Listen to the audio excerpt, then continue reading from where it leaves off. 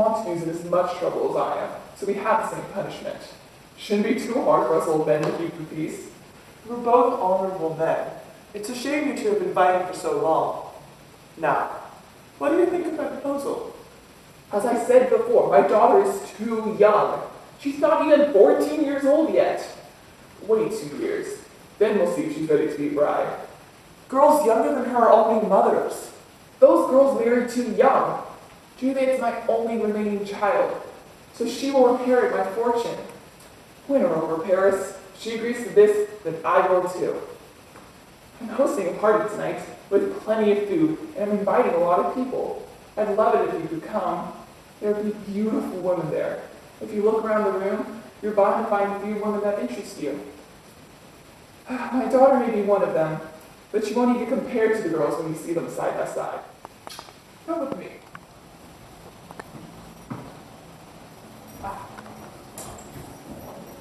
Go through Verona and find all the people on this list and tell them that they're invited to my house for a party and I can always see them there. You want me to find these people? There's a saying that garbage should only work with shoelaces and shoemakers should only work with flowers. But you want me to find these people when I can't even read? Hey you can read. Stop moping. Maybe the analogy overshadowed by something else later. Be happy.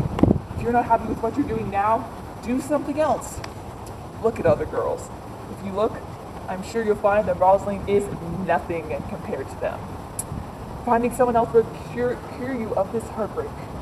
The cast will be great for that. For what? Your broken shin. Wait, Romeo, are you mad at me? I'm not mad now, but I will be soon. It's like I'm shut up in prison without any food, whipped and tormented and... Oh, hello there. Good afternoon, sir. Can you read? Yeah? Well, kind of. Well, maybe you didn't learn it in school, but can you read anything? If I can recognize the letters and words. Oh, that's okay. Thanks. Bye. Wait, hold on, I can read. Mr. Martino and his family, cousin Anselm and his sisters, the widowed Mrs. Vitruvio, Mr. Placentio and his nieces, Mercutio and his brother Valentine, Livia, Mr. Valentino and his cousin Tybalt, Lucio and the lively Helena. A good group. Where are they going? Over there. Where? To dinner? To our house. To whose house? My boss's house. I should have asked you that before. Oh, well, I'll tell you now, even though you didn't ask. My boss is Capulet, and if you aren't a Montague, you should come and join us. Have a nice day. Rosalind will be at the Capulet's annual party with all the other beautiful women there. Go there with an open mind and compare her face to all the others. It will be like looking at a crow and a swan. That'll happen when pigs fly. There can't be anyone more beautiful than Rosalind. No woman more beautiful has ever lived on this earth. That's because you saw her alone, with no one else to compare her to. Your eyes will be the judge of that when you see her compared to everyone else. Then you'll know who's best. I'll come along, but I won't be able to see anyone else besides Rosalind.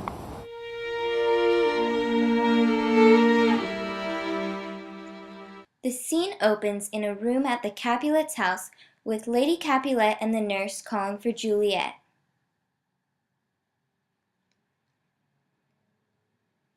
Lady Capulet wants to talk about serious matters, but the nurse wants to reminisce on Juliet's past.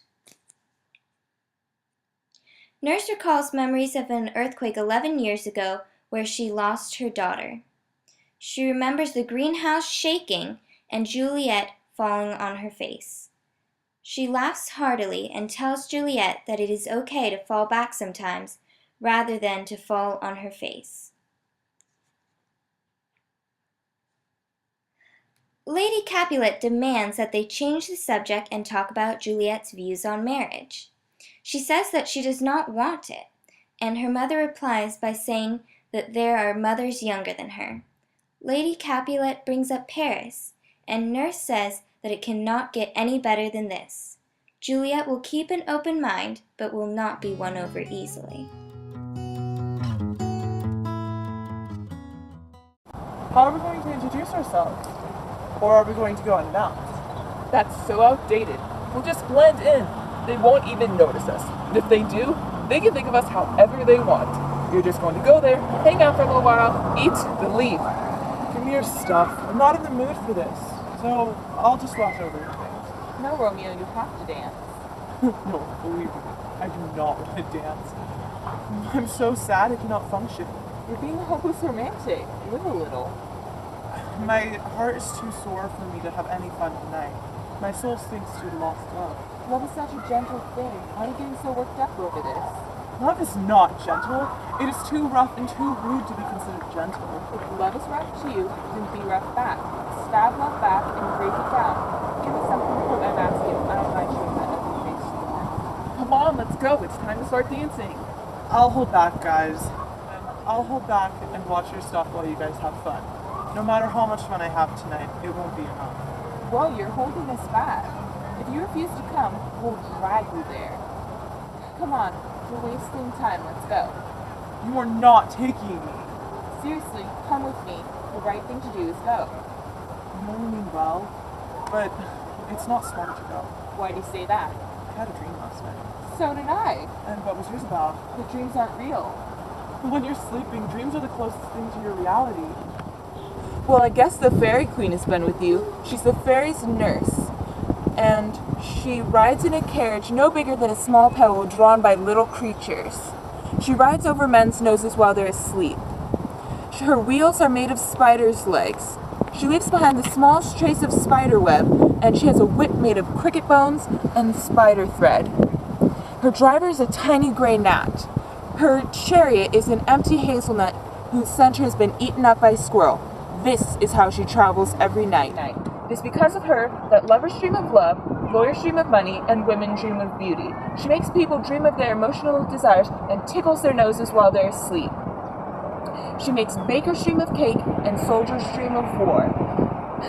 She whistles in their ears while they're asleep to wake them up, which startles them, then makes them drift back to sleep. This is the fairy that stomps on women's backs to give them good posture and... Enough, Mercutio! You're just talking to hear your own voice. I'm talking about dreams. They're silly little fantasies that are as inconsistent as the wind that comes from the north or the south, each day choosing a new path for it to follow. All this talking about the wind has blown time away from us. Dinner is over and we're going to be late. We're going to be too early. I had a dream that an event tonight would bring about my death. I can feel it in the pit of my stomach. Whatever, it's going. Then